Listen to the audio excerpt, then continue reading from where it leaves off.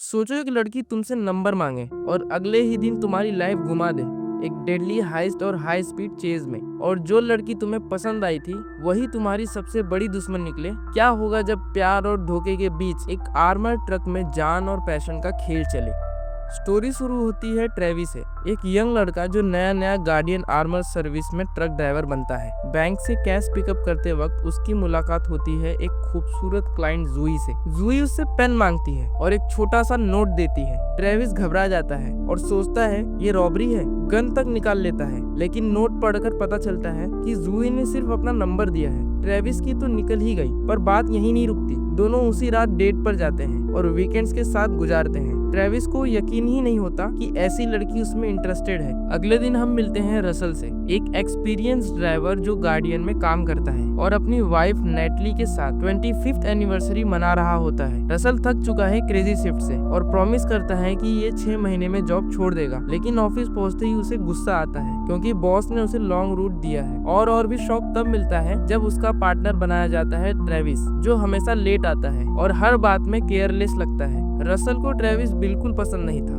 पर मजबूरी है। दोनों अपनी आर्मर ट्रक राइड शुरू करते हैं। ट्रेविस रसल को अपनी डेट के बारे में बताता है, लेकिन रसल सुनना ही नहीं चाहता। ट्रेविस की इरिटेटिंग हैबिट और भी प्रॉब्लम क्रिएट करते हैं। स्मेली सैंडविच, लाउड म्यूजिक और बीच रास्ते में बाथरूम ना जाने की अजीब प्लानिंग। इस सब के बीच जूही अपने रियल पार्टनर मिगेल और बैनर के साथ मिलकर प्लानिंग करती है गार्डियन का ट्रक लौटने की। मतलब जिस लड़की पे ट्रेविस फिदा है वही उसके खिलाफ कॉन्स्पिरेंसी रच रही है। रास्ते में एक और ट्विस्ट आता है। क्लर्क, उसका बॉस, को पता चल जाता है कि ट्रेविस ने बैंक में गन दिखाया था और इसी वजह से एक बड़ा क्लाइंट कॉन्ट्रैक्ट कैंसिल हो गया। क्लर्क तुरंत ट्रेविस को रेडियो पर फायर कर देता है। ट्रेविस टूट जाता है। अपनी लूजर लाइफ का रोना रसल के सामने रो देता है, लेकिन इसी वक्त रसल ने नोटिस करता है कि कोई 2 सस्पिशियस गाड़ियां उनके पीछे लगी हुई है। गाड़ियों के ड्राइवर हेलमेट पहने होते हैं और साइन दिखाते हैं, ट्रक रोक दो वरना बुरा होगा। सिग्नल डेड जोन में होने की वजह से हेल्प कॉल नहीं किया जा सकता। दोनों रिफ्यूज करते हैं रुकने से और तभी रॉबर्ट्स टीयर गैस और फायरिंग कर देते हैं। एक डेंजरस चेस शुरू होती है। ट्रेविस और रसल मुश्किल से ट्रक को कंट्रोल करते हैं, कुछ कार्स को रोड से हटा देते हैं और फाइनली इंस्केप कर लेते हैं। लेकिन रसल समझ जाता है ये अटैकर्स उनके रूट के बारे में सब जानते थे, मतलब गार्डियन के अंदर कोई इन्फॉर्मर है। जल्द ही रिवील होता है कि ये अटैकर्स कोई और नहीं बल्कि जूही और उसकी गैंग है। मतलब ट्रेविस की डेट वाली गर्ल ही सबसे बड़ी मास्टरमाइंड है। एक के बाद एक चेज,